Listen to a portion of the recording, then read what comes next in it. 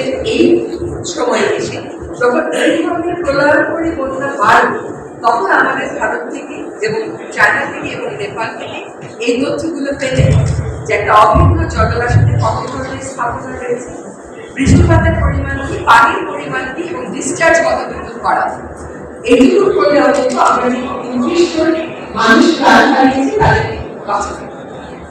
আর যেহেতু এটা শেয়ার আন্তর্জাতিক নদী, এটা কিন্তু বলার কোনো সুযোগ নাই, কোনো দেশের কোনো সুযোগ যে এই নদীর পক্ষে বলেন যে এটা শুধু আমারই নদী, আমার মানুষকে পানি দিয়ে পরে আমি অন্য মানুষের কথা হয়, এটা বলার কোনো সুযোগ নেই।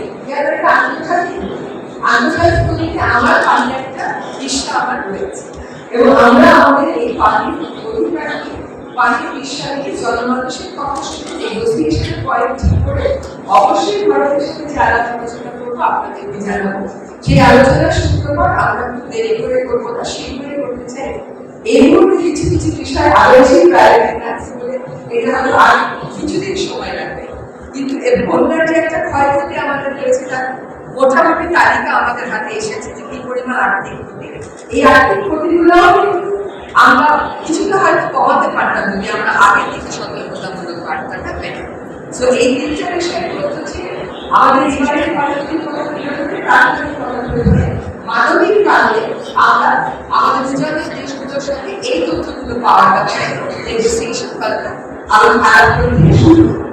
আর বাকি যে অর্থনীতি আছে আমাদের নিজেদের জরুরি হয়ে পড়েছে, বিশেষ করে উপকূলীয় এলাকাতে সেগুলো রক্ষায় উজানের দেশগুলোর সাথে সমঝোতায় চলছে। আমরা সেখানে জোর লাগিয়ে রাখবো। আরেকটা কথা হচ্ছে, যখন মানুষের কথা আমরা শুনবো তখন কিন্তু কতটুকু সহায়তা পেলাম কতটুকু সহায়তা পেলাম না শুধুমাত্র তার উপর আমাদের ভিত্তি করে থাকতে হবে। আমরা আমাদের পানি ব্যবস্থাপনার অগ্রাধিকার নির্ধারণ করতে পারবো এবং নিজস্ব পর্যায়ে কি কাজটা করলে পানির থেকে ঠিক পর্যায়টা আমরা কমিয়ে আনতে পারবো সেটা আমাদের কাছে স্পষ্ট। তো আমরা আশা করি অভিন্ন নদীতে বাংলাদেশের অধিকার রক্ষা যত স্পষ্ট হবে, যত জোরালো হবে, সকলকে জানিয়ে সকলকে সম্পৃক্ত করে আলোচনা করতে শুরু করা যায়, তা আমরা অভিনন্দন।